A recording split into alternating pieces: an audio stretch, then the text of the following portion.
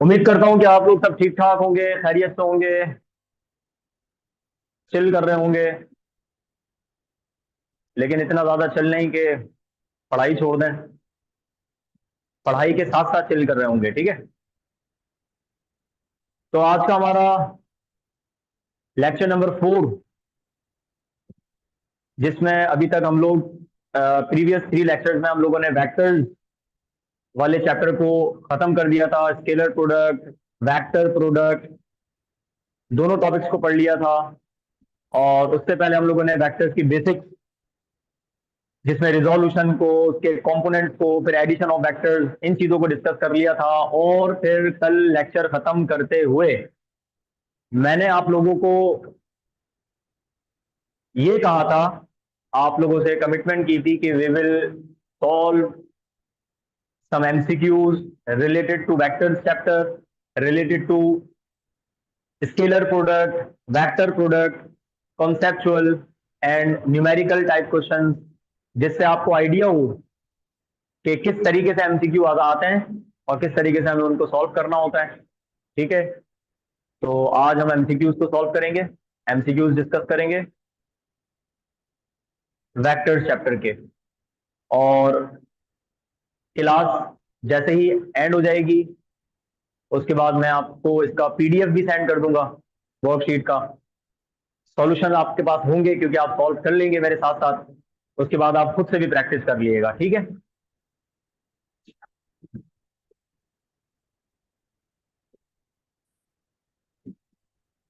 चलिए, तो मैं आपसे शेयर करता हूँ स्क्रीन।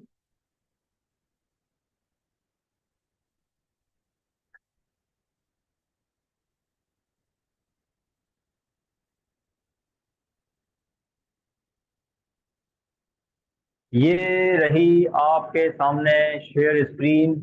और ये बस अभी घूम रहा होगा गोल गोल, अब ये आ गया होगा आपके सामने।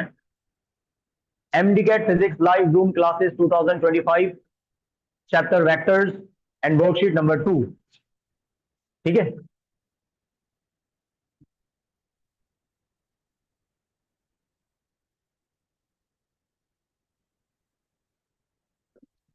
चलें, इसमें हम जनरल एमसीक्यूज को डिस्कस करने जा रहे हैं। सबसे पहले एमसीक्यूज को देखें। इसमें लिखा हुआ है when a vector A is multiplied by a negative number then its direction. एक बात याद रखिएगा, इसका बड़ा सिंपल सा आंसर है, इसमें कोई सॉल्यूशन की जरूरत नहीं है। याद रखिएगा, जब भी हम किसी वेक्टर को, किसी भी वेक्टर को मल्टीप्लाई करें एक ऐसे नंबर के साथ जो कि नेगेटिव हो, तो याद रखिएगा नेगेटिव नंबर जो है वो वेक्टर की डायरेक्शन को हमेशा रिवर्स कर देता है।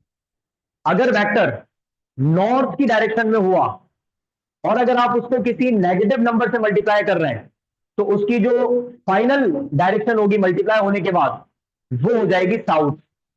अगर वो वेस्ट की तरफ हुआ और उसको आपने मल्टीप्लाई किया एक नेगेटिव नंबर के साथ, तो उसकी डायरेक्शन हो जाएगी ईस्ट। तो कहने का मतलब, याद करने का इसमें पॉइंट ये है कि जब भी हम किसी वेक्टर को किसी नेगेटिव नंबर से मल्टीप्लाई करते हैं, तो उस वेक्टर की डायरेक्शन रिवर्स हो जाती है, यानी कि चेंज बाय 180 डिग्री। तो इसका जो करेक्ट ऑप्शन है वो है बी। और अगर किसी वेक्टर को हम पॉजिटिव नंबर से मल्टीप्लाई करें, तो पॉजिटिव नंबर कभी भी डायरेक्शन को चेंज नहीं करता, जो डायरेक्शन होती है वही रहती है। तो इसका ऑप्शन ए हो सकता था अगर नेगेटिव नंबर की जगह पे पॉजिटिव नंबर लिखा होता तो। लेकिन फिलहाल क्योंकि नेगेटिव नंबर लिखा हुआ है, तो हमारा इसका जो करेक्ट ऑप्शन है फिलहाल वो कौन सा है, बी, यानी कि चेंजेस बाय 180 डिग्री, यानी कि reverses. Question number 2, what is the resultant of 3 newton 4 newton forces acting at right angle to each other. बड़ा आसान सा क्वेश्चन है, ये एडिशन ऑफ वेक्टर्स का क्वेश्चन है। एडिशन ऑफ वेक्टर्स में हम लोगों ने ये सीखा था कि, देखें, एडिशन ऑफ वेक्टर्स वाले में हम लोगों ने सीखा था कि अगर आपने रिजल्टेंट फोर्स निकालनी हो, ये है question number 2। Question number 2, perpendicular vectors का रिजल्टेंट का जो फॉर्मूला होता है वो होता है radical F1 square plus F2 square. अगर आप चाहें तो हमारा जो सबसे पहला जो लेक्चर था वेक्टर्स वाला, उसमें आप देख लीजिएगा, मैंने आपको ये वाला फॉर्मूला लिखवाया था, सही है ना। रिजल्टेंट वेक्टर का फॉर्मूला और ये कब? वेक्टर परपेंडिकुलर होने चाहिए जब आपके सामने ये फॉर्मूला बनेगा, अदरवाइज नहीं। अब आप देखें, आपको यहाँ पर जो दो फोर्सेस गिवन है, उन दो फोर्सेस में से पहली वाली फोर्स का जो मैग्नीट्यूड है वो 3 गिवन है, तो 3 का स्क्वायर करेंगे। दूसरी वाली फोर्स 4 है, उसका स्क्वायर करेंगे और स्क्वायर करके प्लस करेंगे। 3 3 जा 9 प्लस 4 4 जा 16, 16 प्लस 9 जो है वो 25 होता है, और 25 का परफेक्ट रेडिकल होता है 5 Newton. So the answer of this MCQ is 5 Newton. Very easy. तो परपेंडिकुलर वेक्टर्स के लिए आपने हमेशा इस तरीके से सॉल्व करना होता है, इसी तरीके से।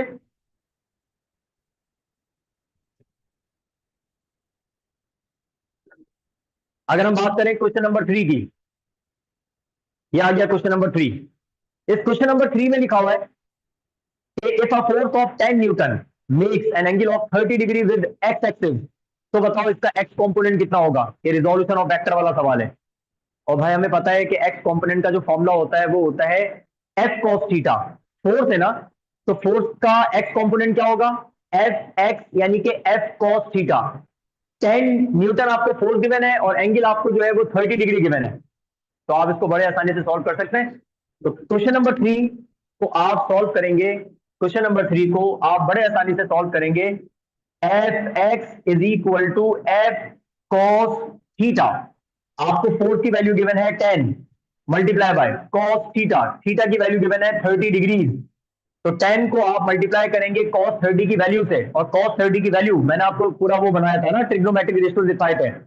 कॉस 30 की वैल्यू होती है 0.866, यानी कि रेडिकल 3/2, और जस्ट इसको 10 से मल्टीप्लाई कर दो तो ये बन जाएगा 8.66 newton. This is the X component of given force. Y component की बात करता तो वो हो जाता है एफ साइन थीटा। ठीक है, इसी तरीके से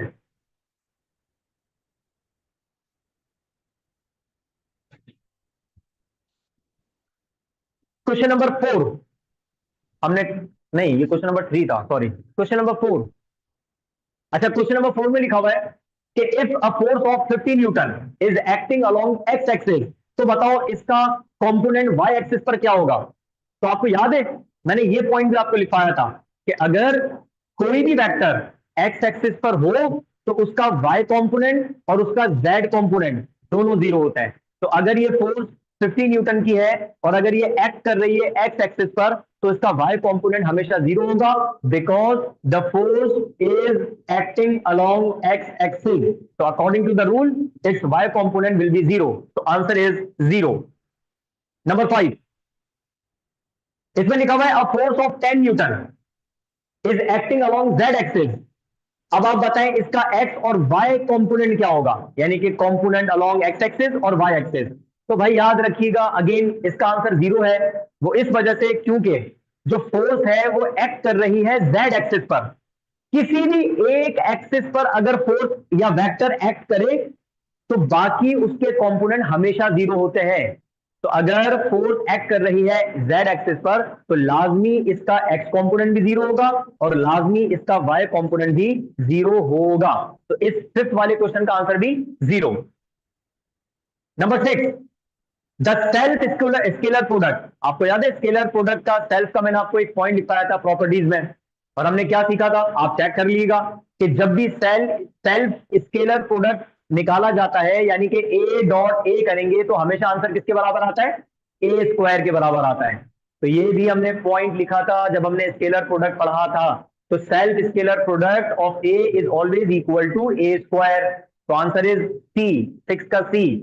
नंबर 7 कह रहा है अगर A cross B point toward positive Z axis. A cross B का मतलब क्या है?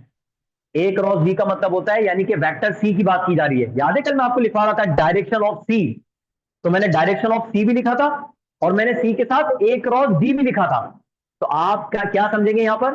आप ये ए क्रॉस बी का मतलब क्या समझेंगे? आपसे सी की डायरेक्शन की बात कर रहा है। तो याद रखिएगा अगर ए क्रॉस बी यानी कि सी वेक्टर जेड एक्सिस पर होगा, पॉजिटिव जेड एक्सिस पर, तो बताओ ए वेक्टर और बी वेक्टर कौन से प्लेन पर होंगे?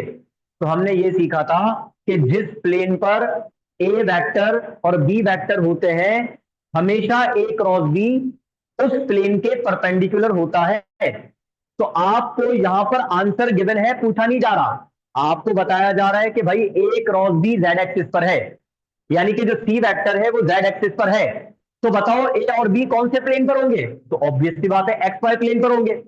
जब ए और बी एक्स वाई प्लेन पर होंगे तभी तो ए क्रॉस बी जेड एक्सिस पर होगा, तभी तो सी वेक्टर जेड एक्सिस पर होगा। ठीक है ना? तो इसका आंसर हो गया X Y plane, option B is correct. Number 8, simple सा एक सॉल्यूशन। आपको ए डॉट बी फाइंड करना है। आपको दो वेक्टर्स गिवन है, 2i plus 4j plus 5k, B की value 2i plus 2j minus k. और कैसे करते हैं? ए डॉट बी को फाइंड करने का तरीका क्या होता है? आई को आई से मल्टीप्लाई करते हैं, जे को जे से मल्टीप्लाई करते हैं, के को के से मल्टीप्लाई करते हैं। कर लेते हैं इसको। हाँ भाई, तरीका। ये क्वेश्चन नंबर कौन सा है?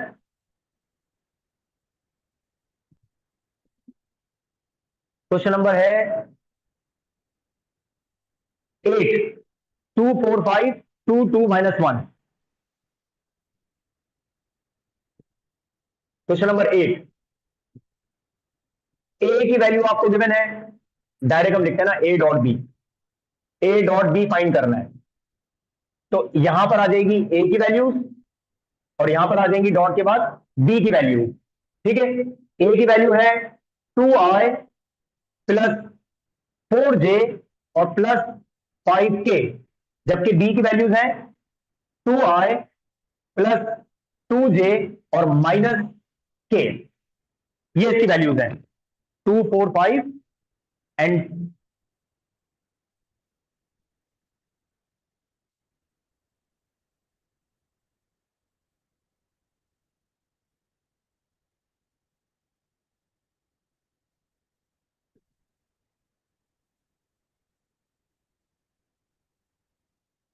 ठीक है, वैल्यूज करेक्ट है। ये 2i लिखा हुआ है, हो सकता है शेड पड़ रहा है ना तो आपको नजर नहीं आ रहा होगा। This is 2i dot 2i। अब आप डॉट प्रोडक्ट कैसे फाइंड करते हैं? A dot B is equal to i को आई से, यानी कि 2 2 जा 4, सिर्फ नंबर लिखा जाएगा। जब स्केलर प्रोडक्ट फाइंड करते हैं तो हम आई जे के नहीं लिखते, मल्टीप्लाई करने के बाद सिर्फ नंबर लिखा जाता है। ठीक है ना? क्रॉस प्रोडक्ट जब भी फाइंड करते हैं तो फाइनल आंसर में आई जे के लाजमी बचते हैं। ठीक है? तो 2 2 जा जस्ट 4, उसके बाद 4 को 2 के साथ, जे को जे के साथ, तो 4 2 जा, ये बनेगा +8। उसके बाद प्लस माइनस, माइनस का के से मल्टीप्लाई होगा, मतलब 5 1 जा, तो हो जाएगा 5 1 जा 5। इसी तरीके से तो भाई आप 8 में 4 प्लस कर दें और उसके बाद माइनस कर दें 5 को, तो 8 प्लस 4 कितना हो रहा है हमारे पास? या सिंपल आप 8 में से 5 निकाल दें तो ये बन जाएगा 4 प्लस 3। तो 4 प्लस 3 इज इक्वल टू 7। ये इसका 7 आंसर है। चेक करते हैं इसका 7 आंसर कौन से ऑप्शन में लिखा हुआ है।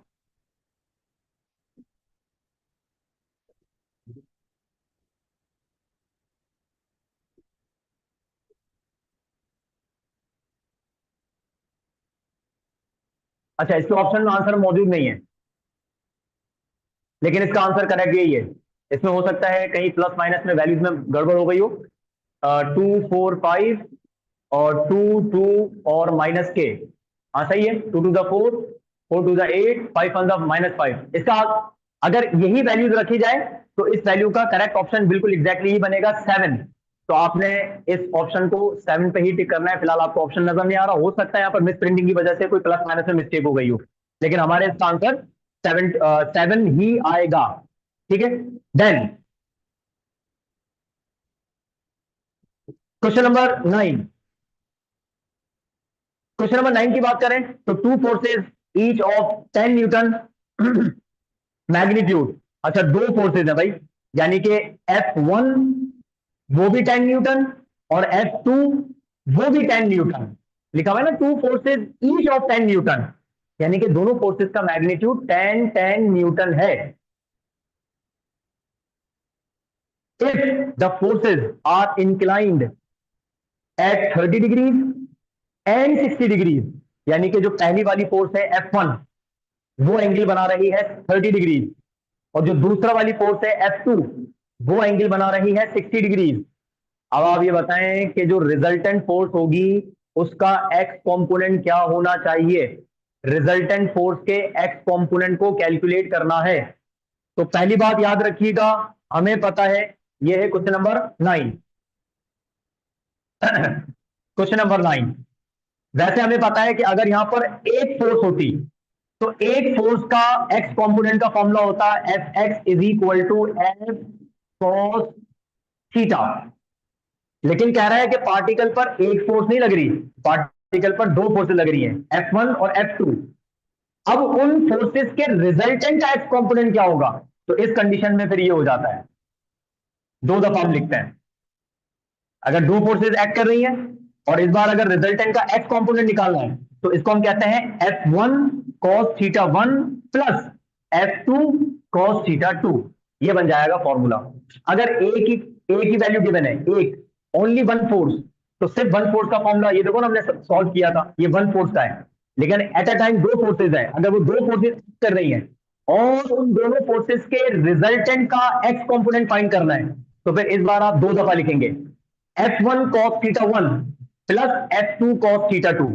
अगर इसकी जगह पे y कंपोनेंट पूछता तो F1 sin थीटा 1 और F2 sin थीटा 2। ठीक है, खैर वैल्यू पुट करते हैं। F X is equal to force number 1 भी 10 है और फोर्स नंबर 2 भी 10 है, मल्टीप्लाई बाय जो पहला एंगल गिवन है वो है 30 डिग्री और F2 की वैल्यू 10। जो दूसरा एंगल गिवन है वो कितना गिवन है, 60 डिग्री। ठीक है, आपने सारी वैल्यूज पुट कर दी। अब सॉल्व करना है इसको, कैसे। F X is equal to 10 multiply by cos 30 की वैल्यू, ये देखो cos 30 0.866, ये आ गया 0.866 प्लस 10 मल्टीप्लाई बाय cos 60 बराबर होता है 0.5 के। जब आप इसको इससे मल्टीप्लाई करेंगे तो ये बनेगा 8.66 प्लस जब आप 10 का हाफ करेंगे, ये हाफ है तो 10 का हाफ 0.5, सॉरी 5, 10 का हाफ 5 और फिर आप 8.66 में 5 को प्लस कर देंगे तो ये बन जाएगा 13.66 Newton. So this is the X component of the resultant force. और यहां पर हमने दो दफा इस वजह से पुट किया क्योंकि यहां पर हमें दो फोर्सेस गिवन थी, तो आपने फोर्स को दो दफा पुट किया। एक minute.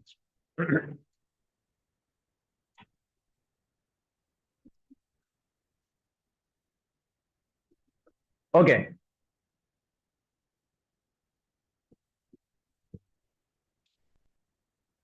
Question number 10। If two unit vectors are inclined at an angle of 90 degrees, the magnitude of their resultant will be। ये वाला सवाल बिल्कुल शुरू में जो एक सवाल था क्वेश्चन नंबर 2, बिल्कुल उसकी तरह है। याद है वहां पर आपसे दो फोर्सेस गिवन थी, दोनों परपेंडिकुलर थी, एक 3 न्यूटन और एक 4 न्यूटन वाली फोर्स थी। तो याद है आपने फॉर्मूला कौन सा यूज किया था।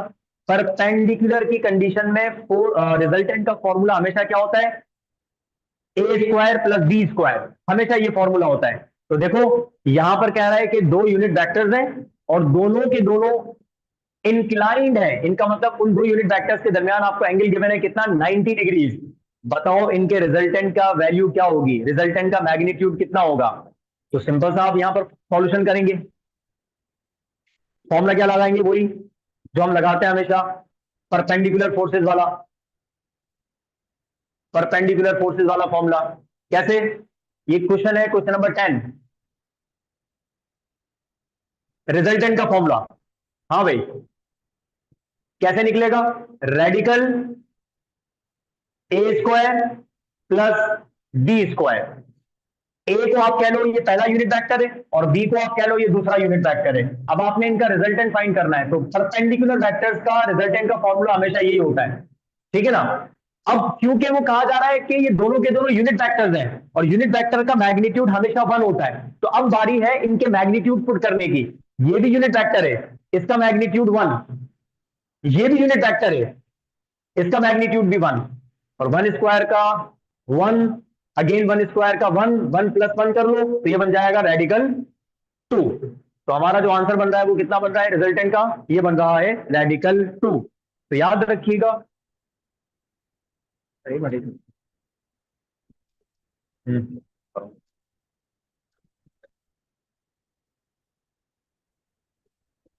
जब भी आपको दो यूनिट वेक्टर्स दिए जाएं और यूनिट वेक्टर्स का परपेंडिकुलर की कंडीशन हो, तो परपेंडिकुलर की कंडीशन में हमेशा आप फॉर्मूला लगाएंगे रेडिकल ए स्क्वायर प्लस बी स्क्वायर, और यूनिट वेक्टर के तो ये याद कर लेना, इसका आंसर हमेशा रेडिकल 2 आता है। ठीक है ना। इसकी जगह पे अगर तीन यूनिट वेक्टर्स होते, तीन तीन यूनिट वेक्टर्स होते और वो तीनों परपेंडिकुलर होते, तो A square plus B square plus C square, उसका आंसर हो जाता है रेडिकल 3। ठीक है। क्वेश्चन नंबर 11 कह रहा है कि which of the following represent the magnitude of a position vector whose components are, यानी कि ये जो radical 2i, radical 2j and radical 2k, ये जो आपको गिवन है ये कंपोनेंट्स हैं एक ही वेक्टर के, एक ही पोजीशन वेक्टर के, और आपने इस पोजीशन वेक्टर का मैग्नीट्यूड फाइंड करना है। ठीक है। इस पोजीशन वेक्टर का मैग्नीट्यूड फाइंड करना है, और मैग्नीट्यूड को फाइंड करने का तरीका बड़ा आसान होता है, ये आपने नोट कर लिया होगा।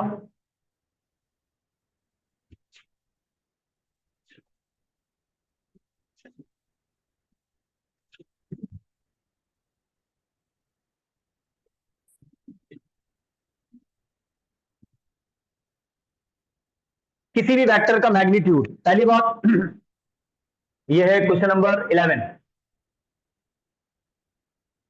ठीक है। पोजीशन वेक्टर का सिंबल आर, इसका मैग्नीट्यूड का formula radical R X square plus R Y square plus R Z square.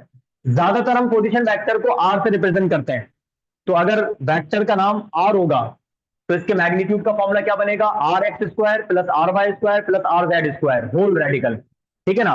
अगर वेक्टर का नाम एफ होगा तो फिर फॉर्मूला क्या बनेगा, radical F X square plus F Y square plus F Z square है।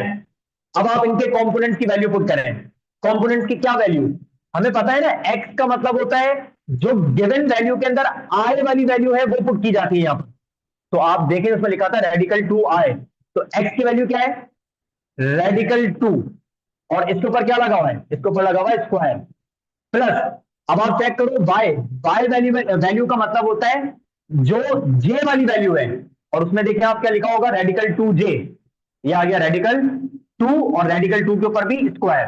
और z वाली वैल्यू का मतलब होता है k वाली वैल्यू, और k के साथ भी वैल्यू क्या लिखी हुई है रेडिकल 2, और उसके ऊपर भी ये लगा हुआ है स्क्वायर। ठीक है। तो भाई ये जो रेडिकल के साथ मैंने वैल्यूज पुट करी है ये तो गिवन थी तो मैंने पुट करी है एज इट इज, है ना। लेकिन ये वाला जो रेडिकल है ये फॉर्मूले का है, तो क्योंकि आपको सारी वैल्यूज सारे कंपोनेंट्स रेडिकल में गिवन थे, रेडिकल 2i, तो देखो रेडिकल 2i का मतलब x की जगह पे पुट कर दिया रेडिकल 2, रेडिकल 2j y की जगह पे, रेडिकल 2k z की जगह पे, और फॉर्मूले के मुताबिक स्क्वायर लगा हुआ है। अब सबका स्क्वायर कैंसिल कर दो, स्क्वायर से रेडिकल कैंसिल सबका, तो क्या बचेगा 2 प्लस 2 प्लस 2, तो ये बन जाएगा radical 6। This is the answer. इस पोजीशन वेक्टर का मैग्नीट्यूड कितना निकला रेडिकल 6। तो रेडिकल 6 आपको नजर आ रहा होगा ऑप्शन में।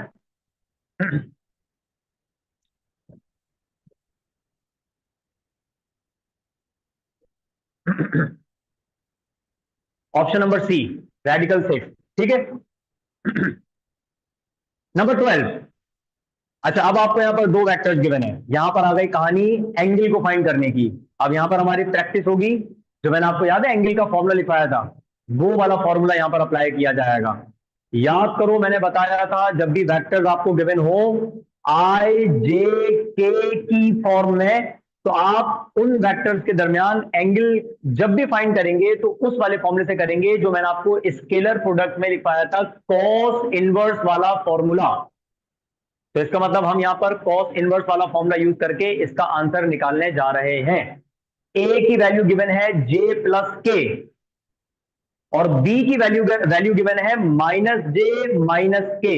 आपने इनके दरमियान एंगल को फाइंड करना है। ठीक है। सॉल्यूशन, इसको पहले प्रूव करते हैं, इसके बाद हम जो है इसमें से कुछ चीजों को याद कर लेंगे। जे प्लस के और माइनस जे माइनस के, है ना, ये वैल्यूज है। Okay, question number 12। Question number 12, formula is theta is equal to tan inverse bracket A dot B divided by A magnitude multiply by B magnitude. ये था फॉर्मूला। ये मत समझिएगा सर अच्छा ऊपर आपने डॉट प्रोडक्ट लिखा हुआ है नीचे क्रॉस प्रोडक्ट लिखा हुआ है, नहीं, नीचे वेक्टर्स के मैग्नीट्यूड आपस में मल्टीप्लाई हो रहे हैं। इस वाले फॉर्मूले में बस एक ही प्रोडक्ट होता है और वो हमेशा डॉट प्रोडक्ट होता है बस, और वो भी ऊपर ऊपर वेक्टर्स का डॉट प्रोडक्ट और नीचे उन वेक्टर्स के मैग्नीट्यूड्स की मल्टीप्लीकेशन। ठीक है, तो नीचे कोई क्रॉस क्रॉस प्रोडक्ट नहीं, हटा देते हैं इसको, अच्छा ए भी लिख देते हैं खाली, सिर्फ ए बी बस। ठीक है, अब हमें जो वैल्यूज गिवन है उन वैल्यूज को पुट करना है। भाई tan इनवर्स सेम रहेगा, ब्रैकेट सबसे पहले मैं वैल्यू पुट करूंगा ऊपर ए की, यहां पर आ जाएगा ए, बीच में डॉट, यहां पर आ जाएगा बी, और नीचे हम निकालेंगे उनके मैग्नीट्यूड। और मैग्नीट्यूड मतलब कैसे, वही रेडिकल वाला formula, radical multiply by radical, इस तरीके से। तो अभी मैंने सारी वैल्यूज एम्प्टी छोड़ दी। अब मैं एक दफा कंफर्म कर दूं वैल्यू क्या थी।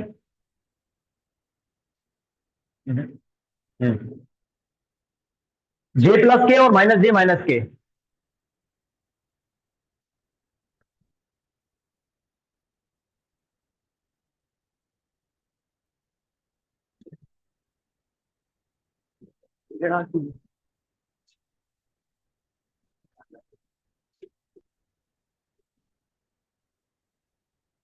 चलें, यहां पर आ जाएगा जे प्लस के, ठीक है, और यहां पर आ जाएगा माइनस जे और माइनस के। पहले एक काम करते हैं, नीचे मैग्नीट्यूड निकाले बगैर सिर्फ और सिर्फ ऊपर डॉट प्रोडक्ट निकाल के चेक कर लेते हैं। मैं आपको इसका एक वजह बताता हूं, tan इनवर्स ब्रैकेट। अच्छा हमें तरीका पता है, क्या तरीका, डॉट प्रोडक्ट को फाइंड करने का, मतलब इस वाले वेक्टर का इस वाले वेक्टर के साथ डॉट प्रोडक्ट। आपको पता है ना, ये ए की वैल्यू है और ये बी की वैल्यू है, मैंने वैल्यूज पुट करी है। अच्छा नीचे में मैग्नीट्यूड नहीं निकालना अभी, पहले डॉट प्रोडक्ट चेक करते हैं। कैसे करते हैं डॉट प्रोडक्ट, जे को जे से, के को के से। इसका मतलब सबसे पहले प्लस माइनस करूं, अगर सॉरी प्लस माइनस, तो ये हो जाएगा माइनस का, और जे इंटू जे, जे स्क्वायर, तो ये बन जाएगा जे स्क्वायर, और अगेन प्लस माइनस माइनस का, तो ये बन जाएगा के स्क्वायर, लाइक दिस। और जे स्क्वायर और के स्क्वायर इनकी वैल्यूज होती है 1 के बराबर, है ना। मैं डायरेक्टली 1 पुट कर दूं अगर आप चाहें तो, जे के साथ कुछ नहीं है तो 1 है, जे के साथ कुछ नहीं है तो -1 है, तो 1 1 जा -1, ठीक है। और इसी तरीके से प्लस के माइनस के, तो ये मल्टीप्लाई करेंगे, प्लस माइनस माइनस, तो अगेन क्या पुट करेंगे आप, 1 इंटू 1, तो ये बन जाएगा अगेन 1। तो भाई -1 इंटू -1 आप निकालेंगे और उसके साथ साथ आप डिवाइड करेंगे इनके मैग्नीट्यूड से। अच्छा मैं आपको जो बोल रहा था ना, इस किस्म के क्वेश्चन में सबसे पहले आप ये चेक कर लीजिएगा, कभी कभी ऐसा होता है कि ऊपर गिवन वेक्टर्स का जब भी डॉट प्रोडक्ट निकाला जाता है ना, तो वो 0 के बराबर आ जाता है।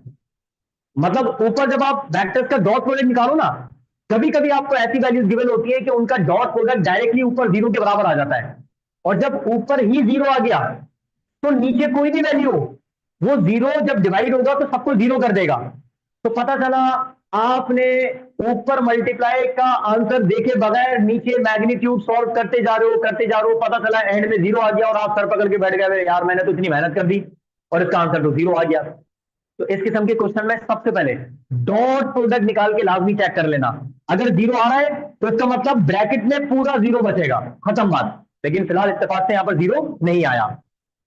1 इंटू 1 -1, प्लस माइनस माइनस का 1 इंटू 1 -1, ठीक है। अब हम यहां पर मैग्नीट्यूड निकालेंगे, और मैग्नीट्यूड कैसे निकालेंगे, वही जो तरीका मैंने आपको बताया अभी, ठीक है ना, ये रेडिकल। हाँ भाई, मैग्नीट्यूड का तरीका क्या होता है, एक्स की वैल्यू का स्क्वायर, एक्स का मतलब जे की वैल्यू का स्क्वायर, सॉरी आई की वैल्यू का स्क्वायर, फिर वाई जे की वैल्यू का स्क्वायर, फिर के की वैल्यू का स्क्वायर। अब आप इसका स्क्वायर करेंगे, मतलब ये लिखेंगे इस तरीके से, जे square plus k square. Again यहां पर भी क्या लिखेंगे, जे स्क्वायर प्लस के स्क्वायर। और एक बात और बताऊं, याद रखिएगा, जब भी हम मैग्नीट्यूड निकालते हैं ना, भले नंबर नेगेटिव हो, लेकिन जब मैग्नीट्यूड निकालते हैं तो आप हमेशा पॉजिटिव रख के स्क्वायर करिएगा, क्योंकि स्क्वायर उसको ऑटोमेटिकली पॉजिटिव कर देता है। तो हम माइनस नहीं लिखते, मैग्नीट्यूड हमेशा पॉजिटिव आता है। ठीक है ना। अब आप सोच रहे होंगे सर ये तो माइनस जे था, आपने पॉजिटिव जे क्यों लिख दिया? तो भाई अगर मैं माइनस जे का स्क्वायर करूंगा तो वो ऑटोमेटिकली पॉजिटिव बन हो जाएगा। ठीक है ना, स्क्वायर पॉजिटिव कर देता है। खैर, अच्छा, जे स्क्वायर की वैल्यू 1, के स्क्वायर की वैल्यू 1, तो यहां क्या बचेगा, रेडिकल 2। यहां पर आएगा radical 2 multiply by, again J square plus k square, इसकी भी वैल्यू क्या बनेगी, रेडिकल 2। यहां तक सही है। अब आपने क्या करना है, टेन, अरे ये टेन इनवर्स नहीं था, सॉरी, कॉस इनवर्स, वही बोलूं, टेन इनवर्स कहां से आ गया यहां पर, sorry, cos inverse, cos inverse, cos inverse, हमेशा यहां पर कॉस इनवर्स होता है थीटे के फॉर्मूले में। ठीक है ना। Okay, cos inverse bracket minus minus plus कर लोगे तो ये बन जाएगा माइनस का 2, माइनस का 2 और डिवाइडेड बाय, हाँ भाई, अब डिवाइड करें, रेडिकल 2 इंटू रेडिकल 2, ये बन जाएगा सिर्फ 2। अगर सेम वैल्यूज रेडिकल में हो और मल्टीप्लाई हो रही हो तो रेडिकल खत्म हो जाता है और वो वैल्यू एक दफा आ जाती है बस। Radical A multiply by radical A, answer क्या आएगा, सिर्फ A. Radical B into radical B, answer क्या आएगा, सिर्फ बी। तो रेडिकल 2 इंटू रेडिकल 2, आंसर क्या आएगा, सिर्फ 2। तो अब आप नोट करो, यहां पर सब कुछ कैंसिल हो गया, 2 2 कैंसिल, ब्रैकेट में बचेगा -1, है ना। तो थीटा, थीटा कॉस इनवर्स, यहां लिखूं, यहां लिख देते हैं, हाँ भाई, theta is equal to cos inverse, bracket में क्या बच रहा है, सिर्फ और सिर्फ -1। सही है ना, 2 से 2 कैंसिल, ब्रैकेट में बचा 1, और 1 किसका, -1। अब आपने इस -1 का कॉस इनवर्स निकालना है। मेरी बात सुनिएगा, कॉस 0 डिग्री बराबर होता है 1 के। अगर मैं एंगल का कॉस निकालूं तो आंसर आएगा 1, लेकिन अगर मैं इसी 1 का कॉस इनवर्स निकालूं तो आंसर बनेगा 0 डिग्री। एंगल का कॉस वैल्यू के बराबर और उसी वैल्यू का कॉस इनवर्स उसी सेम एंगल के बराबर। जैसे कि कॉस 30 डिग्री बराबर आता है रेडिकल 3/2 के, रेडिकल 3/2 के कॉस 30। और अगर मैं इस वैल्यू का कॉस इनवर्स निकालूं, कॉस इनवर्स रेडिकल 3/2, तो आंसर क्या आ जाएगा, दोबारा वही एंगल 30 डिग्री। तो अगर आपको एंगल की वैल्यूज याद है ना, तो उन्हीं वैल्यूज का कॉस इनवर्स वही एंगल के बराबर होता है। अगर कॉस 60 0.5 है, होता है जो कि, है ना, तो अगर मैं 0.5 का कॉस इनवर्स निकालूंगा तो दोबारा मुझे 60 डिग्री एंगल मिल जाएगा। अगर कॉस 90 डिग्री 0 के बराबर, तो अगर मैं 0 का कॉस इनवर्स निकालूंगा तो एंगल क्या आएगा, 90 डिग्री आ जाएगा। और आपको याद है कॉस की वैल्यू -1 किस एंगल पर होती है, कॉस की वैल्यू 180 डिग्री पर। इसका मतलब अगर आप cos इनवर्स -1 निकालें तो इसका आंसर क्या बनेगा, 180 डिग्री, क्योंकि -1 cos बराबर होता है कौन से एंगल पर, 180 डिग्री पर। तो इसका मतलब हमारा आंसर आ चुका है, cos इनवर्स -1 किसके बराबर, 180 डिग्री के बराबर। समझ आई बात, ये इसका करेक्ट ऑप्शन है, 180 डिग्री। और पता है 180 डिग्री का मतलब क्या था, 180 डिग्री का मतलब क्या होता है, ऑपोजिट, यानी कि दोनों वेक्टर एक दूसरे के ऑपोजिट है। आप इसको सॉल्व किए बगैर एक चीज ऑब्जर्व कर लो, पहला वेक्टर है प्लस जे प्लस के, और दूसरे वेक्टर में यही कंपोनेंट दोनों नेगेटिव है, तो ऑपोजिट तो हो गए ना। ये बात थी जो मैं आपको सॉल्यूशन करने के बाद बताता, लेकिन सॉल्यूशन इस वजह से करवाया क्योंकि इस वाले क्वेश्चन का सॉल्यूशन इंपॉर्टेंट है, आपको कैलकुलेट करना आना चाहिए। अब जब आपको सॉल्यूशन आएगा उसके बाद ये सिचुएशन आ जाए तो आप पहचान जाओगे, फिर थोड़ी करोगे, जाहिर सी बात है। जब एक चीज समझ आ जाए, अगर आपको लग रहा है कि एक जे प्लस के और दूसरा -j-k है, इसका मतलब ये वाला वेक्टर इस वाले वेक्टर का ऑपोजिट है, और ऑपोजिट का मतलब एंगल क्या होता है, 180 डिग्री। तो इसको हम सॉल्व किए बगैर भी 180 डिग्री पर आंसर लगा सकते थे, लेकिन सॉल्यूशन आपको समझाना था कि अगर इस फॉर्मूले से आपको सॉल्व करना हो तो हम किस तरीके से सॉल्व करते हैं, देखो हमने प्रूफ भी कर दिया।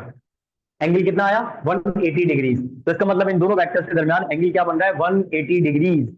नोट कर लें जल्दी से इसको।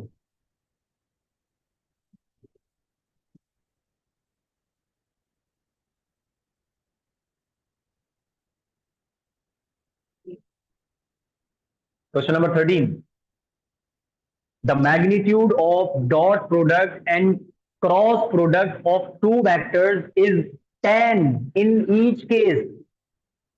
कह रहा है कि डॉट प्रोडक्ट का मैग्नीट्यूड भी 10 आ रहा है, क्रॉस प्रोडक्ट का मैग्नीट्यूड भी 10 आ रहा है। तो बताओ वेक्टर्स के दरमियान एंगल क्या होना चाहिए। तो याद रखिएगा डॉट प्रोडक्ट में कॉस थीटा आता है और वेक्टर प्रोडक्ट में साइन थीटा आता है, यानी कि एक में ए बी कॉस थीटा और दूसरे में ए बी साइन थीटा। तो सिर्फ डिफरेंस किस चीज का है, डिफरेंस आता है सिर्फ और सिर्फ साइन का और कॉस का। और मैं आपको पहले भी बता चुका हूं कि साइन की वैल्यू और कॉस की वैल्यू दोनों की वैल्यूज बराबर होती हैं 45 डिग्री पर। तो याद रखिएगा अगर अगर वेक्टर्स के दरमियान किसी भी दो वेक्टर्स के दरमियान एंगल 45 डिग्री हो तो 45 डिग्री के एंगल पर उनका डॉट प्रोडक्ट और उन्हीं का क्रॉस प्रोडक्ट हमेशा बराबर होगा। So dot product is always equal to the cross product when, कब, जब भी वेक्टर्स के दरमियान एंगल 45 होगा, क्योंकि साइन 45 और कॉस 45 हमेशा बराबर होता है। तो इसका आंसर सॉल्व किए बगैर हम टिक कर सकते हैं किसके ऊपर 45 डिग्री के ऊपर। Number 14, a vector A points vertically upwards and B points towards north। अच्छा ये दोनों जो है ये वेक्टर आपस में आपको परपेंडिकुलर गिवन है। मैं आपको बना के दिखा देता हूं, इसको प्रूव करके दिखा देता हूं। बताओ इनका जो A क्रॉस B का आंसर होगा, मतलब वो जो C वेक्टर होगा वो किस तरफ होगा। तो इसका जो जवाब हम निकालेंगे वो कैसे निकालेंगे, बाय राइट हैंड रूल। जो हमने तरीका समझा था राइट हैंड रूल वाला, उसके जरिए आप इसका आंसर निकाल सकते हैं। क्वेश्चन नंबर 14,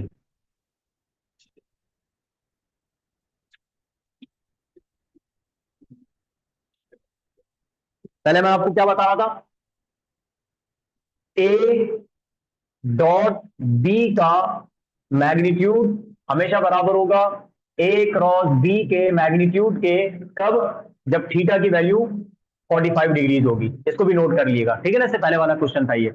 अभी जो क्वेश्चन है क्वेश्चन नंबर 14 है। क्वेश्चन नंबर 14 इसमें पता है आपको क्या बोल रहा है, एक वेक्टर है ए जो कि अपवर्ड है और दूसरा वेक्टर है बी जो कि नॉर्थ की तरफ है। अच्छा नॉर्थ साउथ इस तरीके से बनाए जाते हैं, नॉर्थ साउथ वेस्ट ईस्ट। कह रहा है बी वेक्टर तो नॉर्थ की तरफ है, ये देखो ये बी वेक्टर है नॉर्थ की तरफ, लेकिन जो पहला वेक्टर है ए वो किस तरफ है, अपवर्ड।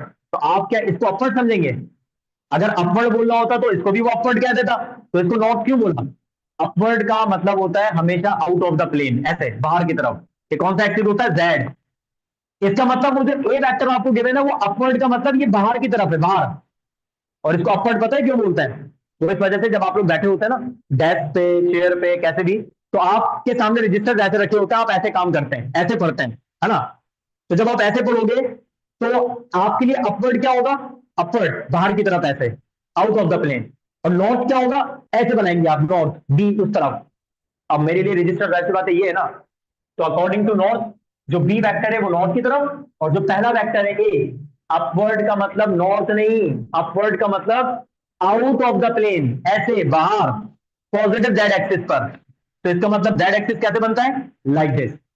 ये वेक्टर ए है भाई, जेड एक्सिस ऐसे बनता है, ये बनाते ऐसे है लेकिन ये जेड एक्सिस होता क्या है, बाहर।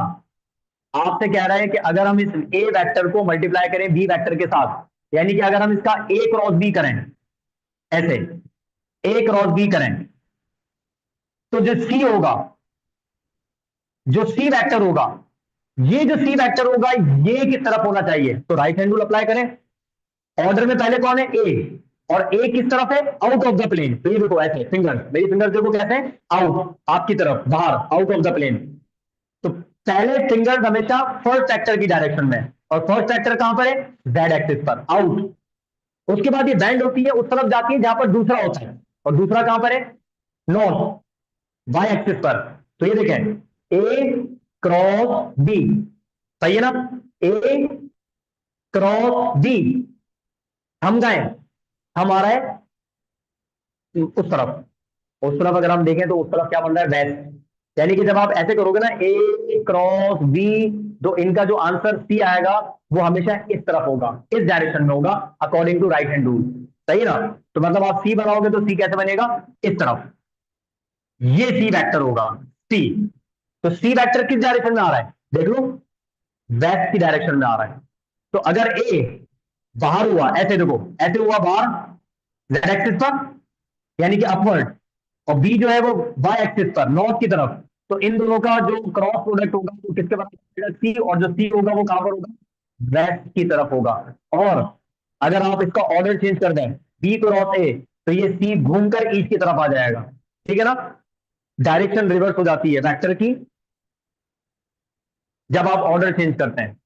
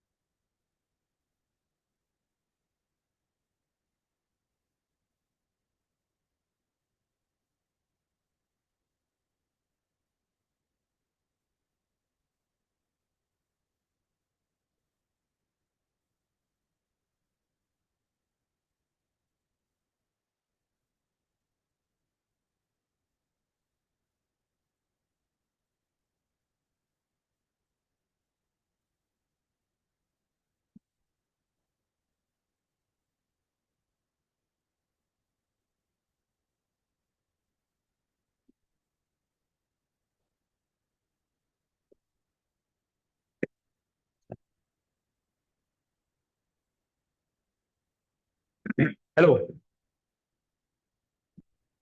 ओके। क्वेश्चन नंबर 15 कह रहा है कि the two vectors have magnitude 3 and 5.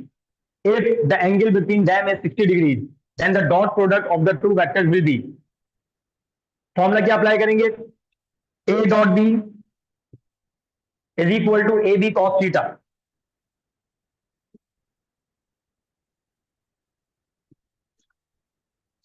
A dot B is equal to AB cos theta.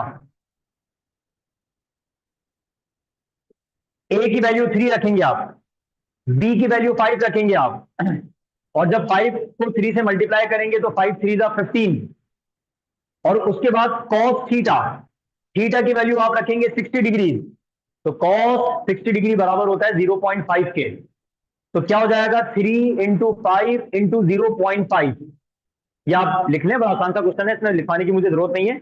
A B cos theta, तो ए 3 है, बी 5 है, और cos 60 डिग्री ये बराबर आ जाएगा 0.5 के। तो 3 5 जा 15, और 15 इंटू 0.5 इसका मतलब 7.5। तो 15 का जो ऑप्शन है वो है 3.5, सॉरी 7.5, यानी कि ए।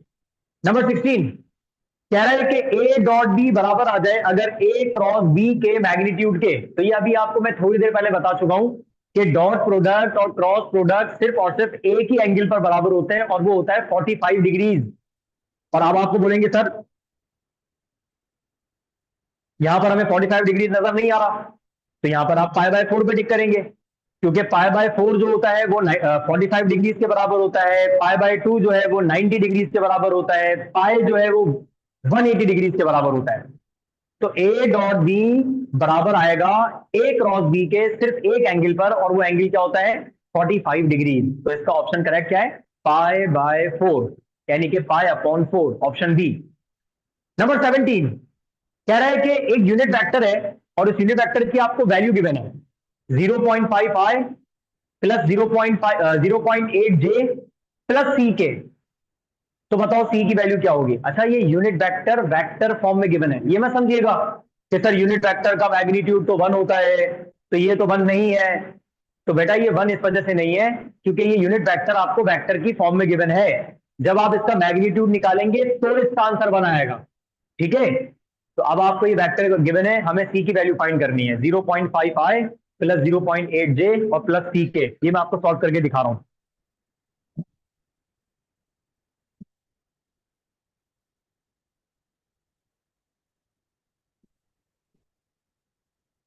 ओके, क्वेश्चन नंबर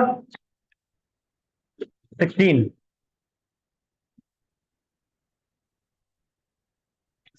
ठीक है। अच्छा, आपको क्या वैल्यू गिवन है यूनिट वेक्टर की? कह रहा है कि 0.5 i प्लस 0.8 j प्लस सी के, ये एक्सप्रेशन आपको गिवन है। कह रहा है कि ये एक यूनिट वेक्टर है। अच्छा, अगर ये यूनिट वेक्टर हो तो अगर इसका मैग्नीट्यूड निकाला जाए तो इसका आंसर क्या आना चाहिए? 1, ऐसा है ना। तो मतलब इस इसका यूनिट वेक्टर होना असल में हमें सॉल्यूशन करवाएगा। तो आप इसकी इक्वेशन कैसे बनाएंगे? अगर मैं इसका मैग्नीट्यूड निकालूं तो इसका मैग्नीट्यूड जो है वो 1 के बराबर आएगा, और मैग्नीट्यूड का तरीका क्या होता है? एक्स की वैल्यू का स्क्वायर, वाई वाली वैल्यू का स्क्वायर, और जेड वाली वैल्यू का स्क्वायर, और इन सबका रेडिकल निकालो तो हमेशा आंसर इसका क्या आएगा? 1। इसका आंसर 1 क्यों आएगा? क्योंकि इस क्वेश्चन में खुद कहा है कि ये एक यूनिट वेक्टर है, ठीक है। तो इस वेक्टर का मैग्नीट्यूड 1 के बराबर आएगा क्योंकि ये यूनिट वेक्टर है। अब आपने एक इक्वेशन बना ली, अब आपने इस इक्वेशन के मुताबिक सी की वैल्यू को फाइंड करना है। तो भाई एक एक करके स्क्वायर करते हैं। 0.5 का स्क्वायर बन जाएगा 0.25, आई स्क्वायर 1 के बराबर होता है, नहीं लिख रहे, प्लस 0.8 का स्क्वायर 8 8 का 64, यानी कि 0.64, जे का स्क्वायर बराबर होगा 1 के, नहीं लिख रहे, प्लस सी पर स्क्वायर आ जाएगा, और के का स्क्वायर 1, नहीं लिख रहे, ये आ गया सबके सब रेडिकल में, और वहां पर क्या है? इज इक्वल टू 1, ठीक है ना। अब आप 64 के अंदर 0.25 ऐड करेंगे और साथ साथ एक चीज का ख्याल रखेंगे, वो ये कि आपने सी कैलकुलेट करना है, और सी जो है वो रेडिकल के अंदर आ रहा है, तो रेडिकल खत्म करने के लिए स्क्वायरिंग ऑन बोथ साइड, तो मतलब स्क्वायरिंग कर देते हैं। अच्छा भाई, 0.64 के अंदर आप 0.25 ऐड करेंगे तो ये बन जाएगा 0.89, ऐसा ही ना। 0.89 plus C square is equal to 1। हमने स्क्वायरिंग करके रेडिकल खत्म कर दिया, सिंपल। स्क्वायरिंग करी तो यहां का रेडिकल खत्म हो गया, 1 का स्क्वायर 1, बाकी इन दोनों का सम ये आ गया, और सी स्क्वायर एज इट इज मौजूद है। ये प्लस कर रहा है, वहां जाके माइनस करेगा, तो सी स्क्वायर बराबर हो जाएगा 1 माइनस 0.89। 1 में से 0.89 निकाल दो तो ये बराबर हो जाएगा 0.11। ये समझ लो 100 है, ये 100 है, सॉरी ये 100 है और ये 89 है, तो 100 में से 89 निकाल दो तो 11 बचेंगे ना, खत्म बात। ये 1.00 है और ये 0.89 है, तो 100 में से 89 गए, 11 बच गए, यानी कि 0.11। और इन दी एंड स्क्वायर खत्म करने के लिए taking radical on both side, इधर भी रेडिकल इधर भी रेडिकल, इसका स्क्वायर कैंसिल, तो सी की वैल्यू क्या आ गई 0.11, और रेडिकल में तो ये हमारे पास सी की वैल्यू है।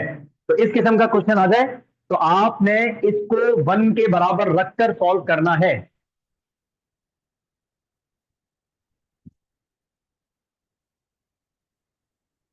ये था क्वेश्चन नंबर 17, ठीक है।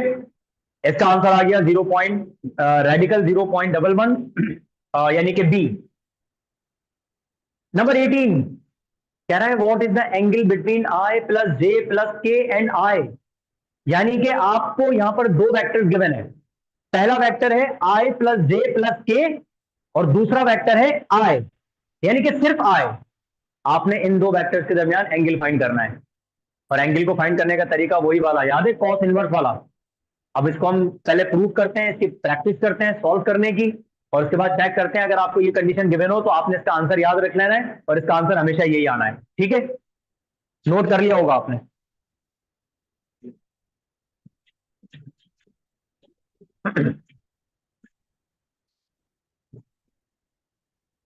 ये था क्वेश्चन नंबर 17 जो हमने अभी किया है। अब हम कर रहे हैं क्वेश्चन नंबर 18। क्वेश्चन 18, थीटा का फॉर्मूला। थीटा बराबर होता है cos inverse bracket A dot B divided by A magnitude multiply by B magnitude, bracket close. This is the formula to calculate the angle between two vectors. और कब दो vectors, जब आपको vectors given हो आई जे के की फॉर्म में। अब हम वैल्यूज पुट करते हैं, कॉस इनवर्स ब्रैकेट ए वेक्टर की वैल्यू क्या है आई प्लस जे प्लस के, ये ए वेक्टर की वैल्यू गिवन है। एंड के बाद जो दूसरा वेक्टर गिवन है वो लिखा हुआ है सिर्फ आई। ऐसा हो सकता है भाई, ऐसा भी पॉसिबल है कि एक वेक्टर में तीनों कंपोनेंट्स हो और एक वेक्टर में सिर्फ एक हो, तो ये भी वेक्टर है और ये भी वेक्टर है, ठीक है ना। इसमें तीनों कंपोनेंट्स है, इसमें एक कंपोनेंट है, तो इसमें इसकी गलती नहीं है, ये है ही बेचारा 1 डायमेंशनल और ये वाला 3 डायमेंशनल। और नीचे क्या करेंगे, इनके मैग्नीट्यूड फाइंड करेंगे। भाई अगर मैं इसका मैग्नीट्यूड फाइंड करूं, i square plus J square plus k square 1 1 1, तो मैं इसका रेड, चलो डायरेक्ट क्या लिखूं, i square plus J square plus k square, ये आ गया इसका रेडिकल, इनटू ये सिर्फ अकेला है, यानी कि सिर्फ और सिर्फ आई स्क्वायर रेडिकल। मैग्नीट्यूड निकालने का तरीका ये होता है, वेक्टर में जो भी वैल्यूज गिवन होती है आपने एक्स वाई और जेड इनकी वैल्यूज का स्क्वायर करना होता है, और यहां पर है ही अकेला तो आई का स्क्वायर कर देंगे, ठीक है, bracket close. Then cos inverse is equal to dot product करेंगे। डॉट प्रोडक्ट का तरीका क्या, आपको याद हो जाना चाहिए। डॉट प्रोडक्ट का मतलब आई को आई से, जे से, के को के से, और इत्तेफाक से यहां पर तीनों है, यहां पर सिर्फ एक है, इसका मतलब सिर्फ आई आई मल्टीप्लाई होंगे बस, बाकी जे और के खत्म। तो आई डॉट आई यानी कि आई स्क्वायर, और आई, चलो पहले लिख देते हैं यार, आप असल में प्रैक्टिस कर रहे हैं ना, तो आप बोलेंगे सर आप डायरेक्ट अभी से क्यों करवा रहे हैं। जब आपकी इसकी प्रैक्टिस हो जाए तो फिर ये बार बार आई स्क्वायर जे स्क्वायर के स्क्वायर हम नहीं लिखते, हम ये स्टेप माइनस कर देते हैं, डायरेक्ट डायरेक्ट कर रहे होते हैं। लेकिन अभी क्योंकि हम सीख रहे हैं तो मैं आपको स्टेप बाय स्टेप करवा रहा हूं। तो आई इंटू आई स्क्वायर। अब मुझे बताओ इसकी वैल्यू वन, इसकी वैल्यू वन, इसकी वैल्यू वन, तो ये क्या बनेगा? Radical three. Radical three into इसकी वैल्यू वन, तो रेडिकल वन। ऐसा है, bracket close. Then theta is equal to cos inverse, और ये आ गया हमारे पास ब्रैकेट। अब ब्रैकेट में बात करें तो ऊपर हमारे पास आ रहा है क्या? आई स्क्वायर। आई स्क्वायर की वैल्यू होती है वन, और डिवाइड में हमारे पास आ रहा है रेडिकल थ्री। अब आपने ये चेक करना है कि कौन से एंगल पर हमारे पास जो आंसर आता है वो आता है वन अपॉन रेडिकल थ्री के बराबर। तो भाई 0 डिग्री पर कॉस की वैल्यू वन होती है, 30 डिग्री पर रेडिकल थ्री अपॉन टू होती है, 45 डिग्री पर वन अपॉन रेडिकल टू होती है, 60 डिग्री पर रेडिकल थ्री अपॉन टू होती है, सॉरी 0.5 होती है, वन यानी कि वन अपॉन टू, और 90 डिग्री पर होती है जीरो। हम इन एंगल्स में से वन अपॉन रेडिकल थ्री वाली वैल्यू को कैलकुलेट जाहिर सी बात है नहीं करते, वन अपॉन रेडिकल थ्री। लेकिन अगर आप चाहें, वैसे वन अपॉन रेडिकल थ्री एक ऐसे एंगल पर आएगा जिस एंगल की वैल्यू मैं आपको बताता हूं।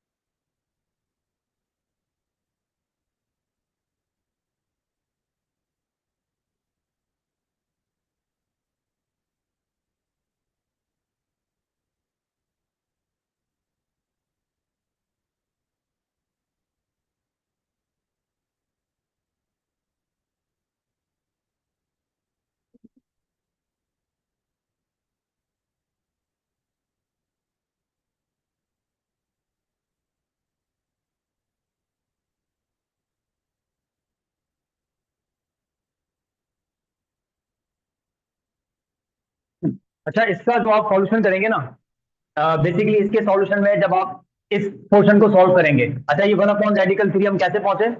वन अपॉन रेडिकल थ्री जाहिर सी बात है जो हमें वैल्यूज गिवन थी उसको सॉल्व करते करते करते करे हम पहुंच गए cos inverse one upon radical three की तरफ। और कॉस इनवर्स अगर आप वन अपॉन रेडिकल थ्री निकालें, यानी कि वन को रेडिकल थ्री से डिवाइड करो, उसके बाद उस वैल्यू का कॉस इनवर्स निकालो, तो आपको जो एंगल मिलेगा वो आप करके चेक कर लीजिएगा, वो आपको मिलेगा 54 समथिंग। यानी कि इसका तकरीबन जो आंसर आ रहा है वो आ रहा है 54 डिग्री समथिंग, इस वाली वैल्यू का। ठीक है, मसला ये है कि हमारे जो ऑप्शंस हैं उन ऑप्शंस के अंदर आपको जो वैल्यू गिवन है वो गिवन है 5/6, 5/4। 5/6 का मतलब होता है 30 डिग्री, 5/4 का मतलब होता है 45 डिग्री, 5/3 का मतलब होता है 60 डिग्री। ठीक है ना? तो ये आपका ऑप्शन नजर नहीं आ रहा, आई प्लस जे प्लस के इंटू वाई का। अब आप यहाँ पर बेसिकली जो सॉल्यूशन करते हैं ना वो करते हैं, यहाँ पर आई प्लस जे प्लस के अंदर हमें एक एक्स्ट्रा गिवन है यहाँ पर, अगर आप इस पूरे सॉल्यूशन को सिर्फ इस सेंस में सॉल्व करें, theta is equal to cos inverse bracket I plus J dot I divided by I square plus J square और मल्टीप्लाई बाय आई स्क्वायर। अगर आप एक कंपोनेंट को माइनस करके सॉल्व करें ना, तो इसका आंसर आपका ब्रैकेट का आंसर क्या बचेगा? ब्रैकेट का आंसर बचेगा कॉस इनवर्स ऊपर 1 और अपॉन में आ जाएगा रेडिकल 2। ये 1 के बराबर है और ये रेडिकल 2। अब 1 अपॉन रेडिकल 2 बेसिकली जो है ना वो बराबर होता है किसके? 45 डिग्रीज के। जब भी आप 1 अपॉन रेडिकल 2 का कॉस इनवर्स निकालोगे तो बनेगा 45 डिग्री थीटा, और 45 डिग्रीज का मतलब होता है पाई बाय 4। तो ये इसका करेक्ट ऑप्शन है, पाई बाय 4 यानी कि 45 डिग्रीज। ठीक है, अभी अगर आप चाहें तो ये जो सॉल्यूशन हुआ, इस सॉल्यूशन में आप एक ऑप्शन की तरफ जा सकते हैं, और वो ऑप्शन अगर आपको नजर आ रहा हो नन ऑफ दीज का, तो आप फिलहाल अगर इस क्वेश्चन में वैल्यूज को चेंज किए बगैर चेक करें, तो वैल्यूज को चेंज किए बगैर फिलहाल हमारा जो आंसर आ रहा है वो इन तीनों एंगल्स में से कोई सा भी नहीं आ रहा।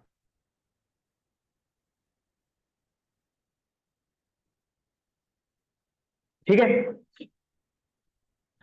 ना हमारा आंसर पाई बाय 6 आ रहा है, ना पाई बाय 4 आ रहा है, इन्हीं वैल्यूज के साथ आई प्लस जे प्लस के एंड आई, इसको हमने सॉल्व किया तो हमारा आंसर एंगल का ना पाई बाय 6 आ रहा है, ना पाई बाय 4 आ रहा है, ना पाई बाय 3 आ रहा है। तो इसका मतलब आप टिक कर सकते हैं किस पे? नन ऑफ दीज पर।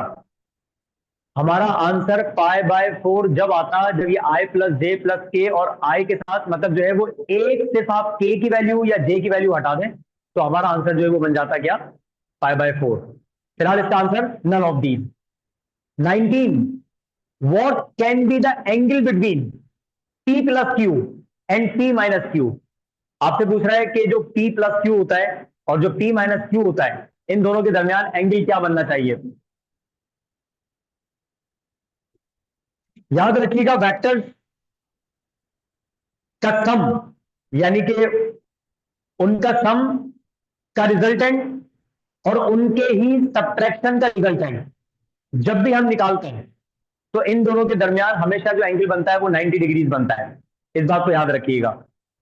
अगर for example A plus B और ए माइनस बी वेक्टर की बात की जाए कि भाई फॉर एग्जांपल बताएं ए प्लस बी का जो रिजल्टेंट आएगा और जो ए माइनस बी रिजल्टेंट आएगा, इन दोनों के दरमियान एंगल क्या होना चाहिए? तो याद रखिएगा सम का जो रिजल्टेंट होता है और जो डिफरेंस का रिजल्टेंट होता है, इन दोनों के दरमियान हमेशा जो एंगल होता है वो होता है 90 डिग्री। ठीक है, क्वेश्चन नंबर 20 कह रहा है कि ए क्रॉस बी की वैल्यू 0 है। अच्छा, क्रॉस प्रोडक्ट की बात कर रहा है ये, cross product A cross B 0 है। और पता है क्रॉस प्रोडक्ट 0 कब होता है? जब वेक्टर्स आपस में पैरेलल होते हैं। सही है, और फिर ये कह रहा है कि बी क्रॉस सी भी 0 है। इसका मतलब बी और सी भी आपस में क्या है? पैरेलल है। तो आपसे पूछ रहा है कि बताओ एंगल जो है वो ए और सी के दरमियान क्या होना चाहिए, ये पूछना चाह रहा है आपसे। अब मुझे बताओ अगर ए क्रॉस बी 0 आ रहा है, इसका मतलब ए और बी आपस में हो गए पैरेलल, यानी कि जिस डायरेक्शन में ए उसी डायरेक्शन में बी, तभी इनका क्रॉस प्रोडक्ट 0 आ रहा है। फिर आपसे कह रहा है कि बी क्रॉस सी भी 0 आ रहा है, मतलब इन दोनों का क्रॉस प्रोडक्ट भी 0 है। तो मतलब क्या हुआ कि बी और सी भी आपस में क्या हो गए? पैरेलल, जब इनका क्रॉस प्रोडक्ट 0 है। तो अगर ए बी के पैरेलल है और अगर बी सी के पैरेलल है, तो फिर ए और सी भी तो आपस में पैरेलल हो गए। तो ए और सी के दरमियान जो एंगल बनेगा वो क्या बनेगा? 0 डिग्री। तो आपने इसको 0 पे टिक करना है। ए क्रॉस बी किस कंडीशन में 0 होगा? जब ए और बी आपस में पैरेलल होंगे। बी क्रॉस सी किस कंडीशन में 0 होगा? जब बी और सी आपस में पैरेलल होंगे। इसका मतलब ए जो है वो बी के पैरेलल और बी जो है वो सी के पैरेलल। इसका मतलब ये तीनों आपस में पैरेलल हो गए एक दूसरे के। तो ए और सी भी आपस में क्या हो गए? पैरेलल, यानी कि इन तीनों में आपस में जो एंगल बन रहा है वो कितना बन रहा है? 0 डिग्री। तो फिलहाल ए और सी का पूछ रहा है, तो इसका आंसर क्या है? 0 डिग्री।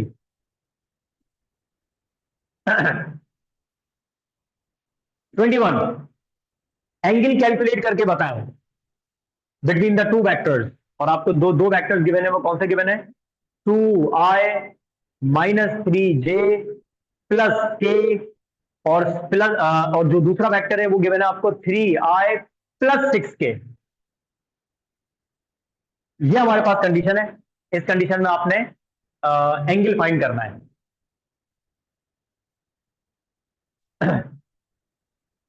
फॉर्मूला वही सेम रहेगा, cos inverse A dot B divided by A B. मैंने आपको ये वाले जो क्वेश्चंस हैं वो कोई 2-3 दफा आज के लेक्चर में समझा दिए हैं कि इनका सॉल्यूशन किस तरफ से होता है, कौन सा मेथड आप अप्लाई करते हैं। फॉर्मूला वही सेम है। अब आप इन वैल्यूज को पुट करके एंगल को कैलकुलेट करिएगा, ठीक है, और मुझे आंसर बताइएगा सर इसका आंसर ये आ रहा है या नहीं आ रहा। नंबर 22, अच्छा नंबर 22 सॉल्व करते हैं। इसमें कह रहा है कि the point of application of force, force की वैल्यू आपको गिवन है 5I plus 4J plus 10K, displace कर रही है एक ऑब्जेक्ट को from 2I plus 3J plus 4K metre to 7I plus 7J plus 8K metre, ठीक है। ये आपको दो पोजीशन वेक्टर्स गिवन है। सबसे पहले आपने इन दोनों पोजीशन वेक्टर्स का डिफरेंस फाइंड करना है।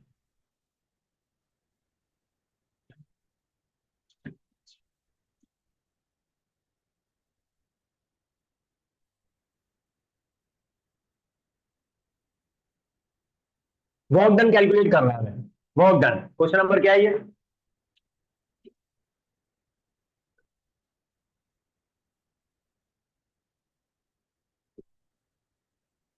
ट्वेंटी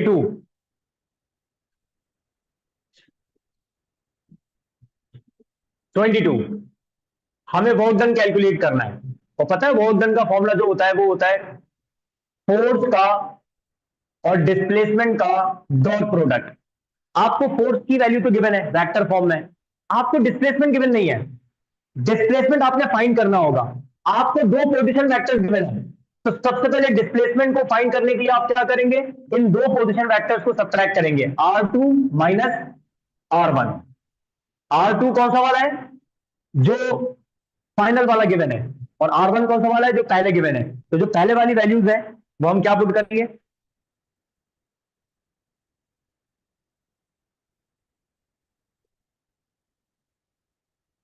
हाँ भाई R2 जो बाद वाला आ रहा है वो R2 है, 7I plus 7J plus 8K, मतलब 7, 7, 8। और वो R1 जो गिवन है वो गिवन है 2, 3, 4, 7, 7, 8 और 2, 3, 4।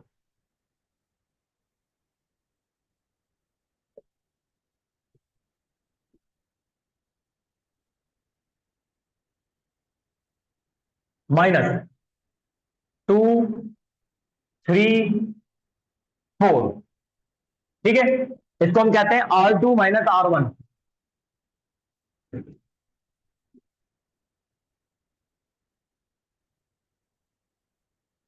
तो कहा जा रहा है कि एक बॉडी पर फोर्स अप्लाई हुई, फोर्स की वैल्यू मैं भी लिखता हूं यहां पर, फोर्स अप्लाई हुई और उस फोर्स ने बॉडी को इस पोजीशन से यानी कि R1 से R2 तक भेज दिया। R1 पोजीशन वेक्टर नंबर 1 और R2 पोजीशन वेक्टर नंबर 2, ठीक है। तो इनिशियल में जो पहले जो आ रहा है फ्रॉम के बाद जो लिखा हुआ है फ्रॉम वैल्यू, यानी कि फ्रॉम में ये लिखा हुआ है फ्रॉम दिस टू दिस, तो इसका मतलब ये फाइनल हो गया ना, जहां चला गया वो फाइनल है और जहां से आया वो इनिशियल है। तो आप हमेशा क्या करेंगे, फाइनल में से पहले इनिशियल की वैल्यू को माइनस करेंगे तो डिस्प्लेसमेंट मिलेगा। तो ये जो आपको वैल्यूज गिवन होती है ना, ये बेसिकली पोजीशन वेक्टर्स की वैल्यूज होती हैं।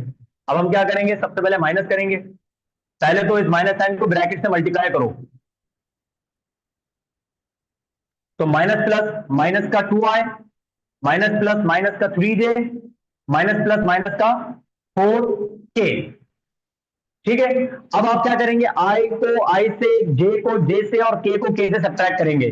7I माइनस 2I क्या बचेगा, 5I। 7J माइनस 3J क्या बचेगा, माइनस का 4J। 8 माइनस 4 क्या बचेगा, प्लस का 4K। भाई ये हमें मिल गई डिस्प्लेसमेंट की वैल्यू, ये डिस्प्लेसमेंट आ गया। अब हम फोर्स की और डिस्प्लेसमेंट की वैल्यूज पुट करेंगे वर्क के फॉर्मूले में। हाँ भाई, work is equal to force dot displacement. Force की वैल्यू पुट करते हैं चेक करके, डिस्प्लेसमेंट की वैल्यू ये जो हमने निकाली है यहां पर पुट करते हैं। क्या है, 5I प्लस का है ना ये 7, ये प्लस का है, 5I प्लस 4J और प्लस 4k, ये डिस्प्लेसमेंट आ गया।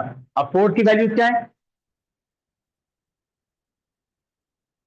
5 4 और 10, 5 4 एंड 10। ठीक है, अब क्या करेंगे? डॉट प्रोडक्ट आ गया दोबारा। डॉट प्रोडक्ट में क्या किया जाता है? आई को आई से, जे को जे से और के को के से। चलो मल्टीप्लाई करते हैं। 5 5 जा 25 प्लस 4 4 जा 16 प्लस 10 4 जा 40। अब आपने इन सबको प्लस करना है। तो जब आप 40 में 25 प्लस करोगे और 16, जो भी आंसर आएगा उसमें 16 प्लस करोगे, तो आपका आंसर जो बनता हुआ नजर आएगा वो आपको नजर आएगा 81। ठीक है ना? तो 81 is the answer. 81 joule. 81 joule W. तो अगर इस किस्म का क्वेश्चन गिवन हो तो सबसे पहले आपने सब्ट्रैक्शन करनी है। सब्ट्रैक्शन का मतलब आपको दो पोजीशन वेक्टर गिवन होंगे, तो सबसे पहले फाइनल में से इनिशियल को माइनस करना, तो आपको डिस्प्लेसमेंट मिलेगा। उसके बाद उस वैल्यू को फोर्स के साथ मल्टीप्लाई करिएगा। नंबर 23 कह रहा है कि अगर ए डॉट बी जो है वो ए बी के बराबर आ रहा है। अच्छा, अगर A dot B A B के बराबर आ जाए, इसका मतलब क्या है? इसका मतलब यह है कि ए और बी आपस में पैरेलल हैं। डॉट प्रोडक्ट अगर ए बी के बराबर आ जाए, इसका मतलब ये पैरेलल है। मैं आपको लिखवा चुका हूं ये। और वो कह रहा है कि सी क्रॉस बी जो है वो जीरो के बराबर आ रहा है। मतलब अगर सी क्रॉस बी जीरो के बराबर आ रहा है तो इसकी दो कंडीशन हो सकती है खाली।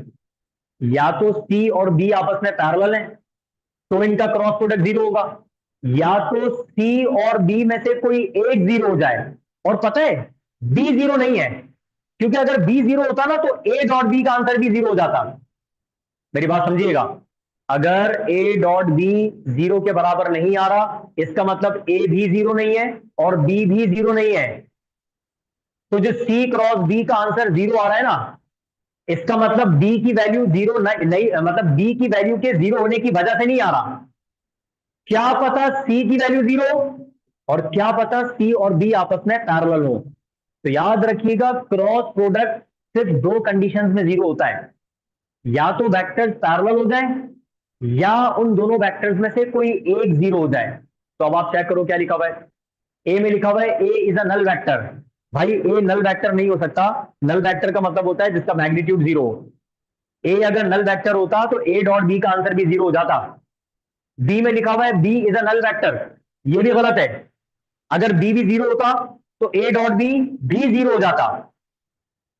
सी में लिखा हुआ है ए और सी आपस में परपेंडिकुलर है। देखो ए और सी का तो आपस में ताल्लुक ही नहीं है ना, क्योंकि एक तरफ ए डॉट बी लिखा हुआ है और एक तरफ सी क्रॉस बी लिखा हुआ है।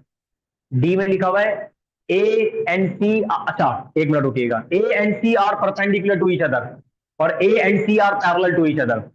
पहली बात सुनिएगा मेरी बात, A dot B A B के बराबर उस सूरत में आ सकता है जब ए और बी आपस में पैरेलल हो, और सी क्रॉस बी भी सूरत में जीरो आ सकता है। ये चेक करिएगा, मैं आपको बता रहा हूं। देखो, अगर ए वेक्टर और बी वेक्टर ये आपस में पैरेलल हुए, तो ए डॉट बी बराबर आएगा ए बी के। ठीक है? अच्छा, अगर सी वेक्टर और बी वेक्टर भी आपस में पैरेलल हुए, तो फिर बी क्रॉस सी या सी क्रॉस बी ये बराबर आएगा जीरो के, क्योंकि क्रॉस प्रोडक्ट पैरेलल वेक्टर्स का हमेशा जीरो होता है। तो पता है क्या पता चला इससे? इन दो कंडीशन से हमें ये पता चला कि ये तीनों वेक्टर्स आपस में पैरेलल हैं। ए बी के पैरेलल है, बी सी के पैरेलल है, और ए जो है वो सी के पैरेलल है। तो इसका मतलब हमारा जो करेक्ट ऑप्शन होना चाहिए,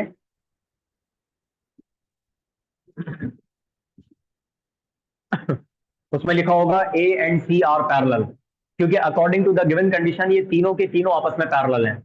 ठीक है? तो इसका करेक्ट ऑप्शन क्या है? D, A and C are parallel. Number 24, the scalar product of two vector is negative when. Scalar product negative जब आता है जब वेक्टर्स आपस में एंटी पैरेलल होते हैं। ए में लिखा हुआ है they are parallel, parallel vectors का स्केलर प्रोडक्ट कभी भी नेगेटिव नहीं आता।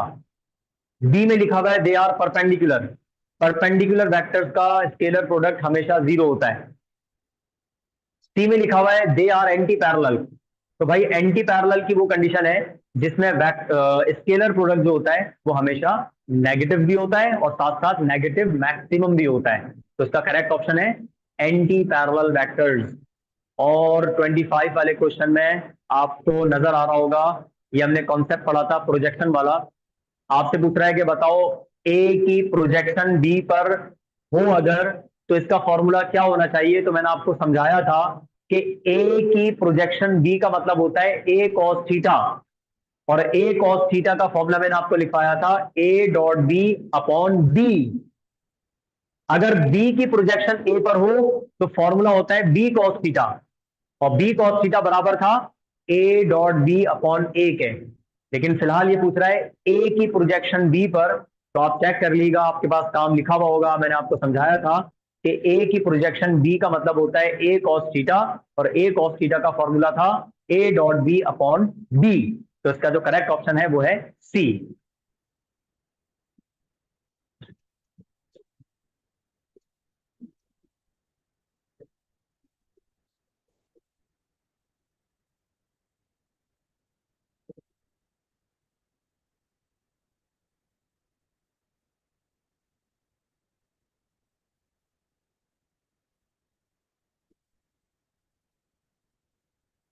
ठीक है, ये वर्कशीट जो है वो मैं आपको पीडीएफ में सेंड कर देता हूँ। और दूसरी बात ये है कि प्लस इसके साथ साथ जो है वो मैं कोशिश करूंगा आपको मजीद वेक्टर्स के एमसीक्यूज जो है वो भी सेंड कर दूं, तो फिर वो आप प्रैक्टिस करिएगा। आपके पास अपने भी एमसीक्यूज होंगे, आपके पास वर्कशीट होंगी, ऑनलाइन हो भले या क्या नाम है वैसे हो, तो आप उसको अपने तरफ से भी सॉल्व कर लिएगा। और रिकॉर्डिंग का अगेन थोड़ा सा वेट कर लिया करें, क्लास के खत्म होने के फौरन बाद तो असल में अवेलेबल नहीं होती, इसको थोड़ा सा टाइम लगता है सेव होने में, देन अपलोड होने में। तो यह है कि जैसी हो जाती है आप भले क्या नाम है थोड़ा सा लेट मालूम कर लिया करें, लेट नाइट मालूम कर लिया करें, वरना सुबह आप मालूम मैसेज कर दिया करें, तो आप मांग लिया करें रिकॉर्डिंग ना, तो मैं आपको सेंड कर दिया करूंगा, कोई इशू नहीं है इसके अंदर। ठीक है, ये वर्कशीट मैं आपको सॉल्व सेंड कर देता हूँ पीडीएफ की फॉर्म में।